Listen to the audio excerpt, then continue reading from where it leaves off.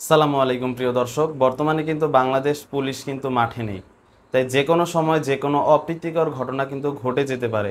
এজন্য কিন্তু বাংলাদেশ সেনাবাহিনী তাদের অফিসিয়াল কিছু নাম্বার দিয়েছে, এটা প্রকাশ করেছে তাদের অফিসিয়াল ফেসবুক পেজে।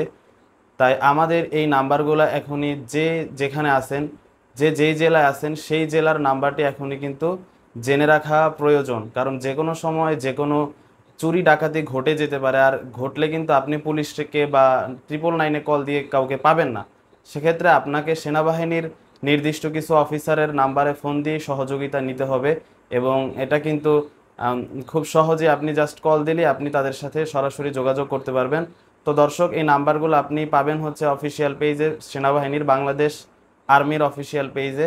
ফেসবুকে গিয়ে আপনি ফেসবুকের যে সার্চ অপশন আছে সেখানে সার্চ করবেন বাংলাদেশ আর্মি, এবং তাহলে দেখবেন ফেসবুক পেজটি চলে আসবে বাংলাদেশ আর্মির ব্লু টিক দেয়া, সেটাতে ক্লিক করবেন এবং একটু নিচে গেলে আপনি এই নাম্বার দেওয়ার পোস্টটা পেয়ে যাবেন। এবং দর্শক, এখান থেকে আপনি একটা স্ক্রিনশট নিয়ে রাখতে পারেন, অথবা নাম্বারগুলো আপনি আপনার ফোনে সেভ করে রাখতে পারেন বা কোথাও লিখে রাখতে পারেন।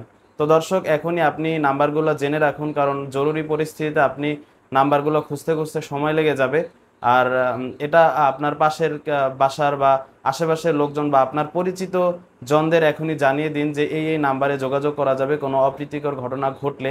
বাট ইতিমধ্যে কোনো অপ্রীতিকর ঘটনা যদি ঘটে থাকে সেক্ষেত্রে আপনারা এই নাম্বারগুলোতে যোগাযোগ করে আপনি কিন্তু সাহায্য বা যে কোনো অভিযোগ আপনি জানাতে পারেন।